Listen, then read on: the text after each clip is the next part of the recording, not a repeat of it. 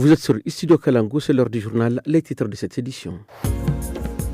La campagne annuelle de démoustication a démarré ce lundi à Niamey. Des pulvérisations nocturnes d'insecticides sont prévues dans l'ensemble des communes de la capitale. Le gouvernorat de Niamey a lancé une opération de déguerpissement de la ceinture verte. Les occupants concernés disposent d'un délai de 15 jours pour quitter les lieux. Un témoignage à suivre dans ce journal. Mesdames, Messieurs, bonsoir. Comme chaque année, la ville de Niamey a lancé ce lundi 7 juillet une campagne de démoustication des gîtes larvaires à travers des pulvérisations nocturnes d'insecticides.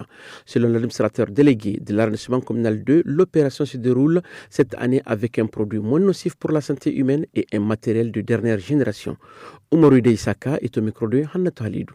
Avec la saison des pluies, beaucoup de nos concitoyens tombent malades de paludisme. Cette maladie est due à la piqûre de l'anophèle femelle qui est généralement liée à la pluie et surtout à la saleté et à la stagnation des eaux. L'objectif pour nous, c'est de lutter contre la prolifération de ces moustiques pour permettre à notre population de rester en bonne santé. Tous les quartiers de Niamey seront ouverts par la campagne de démoustication tout au long de la période hivernale. Particulièrement là où nous avons beaucoup de stagnation des eaux.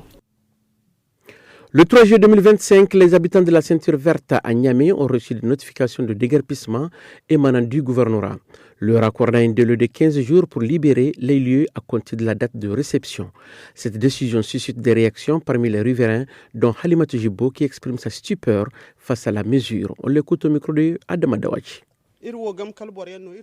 Nous sommes originaires du quartier Gamkali. Nous ne pouvons pas faire des arrêtés ni des actes de cession. C'est le cadastre et le ministère qui ont fait les arrêtés pour le morcellement des cellules. Nous avons cédé nos champs et après les bornages, la mairie nous a donné les actes de cession des parcelles qui nous reviennent. Ils ont vendu ceux du domaine public et nous notre part. Avant de construire cette maison, j'ai payé pour le terrain et 320 000 pour les arbres. Après 5 ans de vie ici, on m'a remis un document que je dois présenter à la mairie de Yantala, où ils m'ont demandé mon acte de cession et le PV. C'était un avis de déguerpissement d'ici 2 semaines. Voyez-vous, après 15 ans de souffrance pour économiser et construire, on me demande de quitter dans 2 semaines.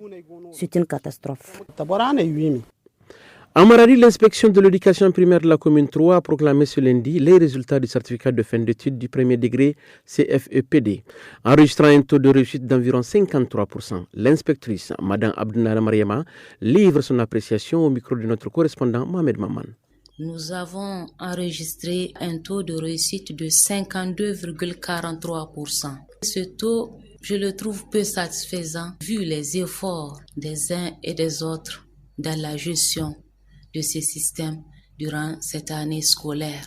Nous avons constaté parfois que les parents ne nous aident pas parce que des parents qui sont convoqués pour qu'on leur rende compte des difficultés rencontrées par leurs enfants, ces parents ne répondent pas dans la plupart des cas. Alors qu'ils ont un grand rôle à jouer, la responsabilité des parents, elle est primordiale. Dernier aspect de cette édition, la cérémonie annuelle Lienandi, rituel animiste dédié à l'imploration de Dieu et des génies pour une bonne saison, a débuté ce week-end sur la rive droite de Niamey. Elle se tient chaque année entre le 7e jour du 7e mois et le 27e jour du 8e mois. Un des chefs, Maman Garbadi Kiangazima, explique le processus au micro de Adam Sariou. Nous sortons le saut de protection appelé Hampi pendant le 7e mois de chaque année. Lorsque les grands génies se manifestent, on y met de l'eau, des poudres d'écorce d'arbres et du mil. On creuse un petit ravin dans lequel on met de la paille. Ensuite, on tue les animaux. Un bouc rouge, un bouc noir et 4 poulets. Le saut est ainsi scellé et la ville est protégée pour toute l'année. Chaque croyance a sa place dans la société. Nous avons hérité l'animisme de nos aïeux. Aussi, nous demandons à l'État de nous prendre vraiment en considération. Les grands génies Dongo, Moussa, Hausokoi, Farambaru Koda, Sajera, Nyabir et Zataou ne mentent pas. C'est la fin de cette édition. Merci de l'avoir suivi. Au revoir.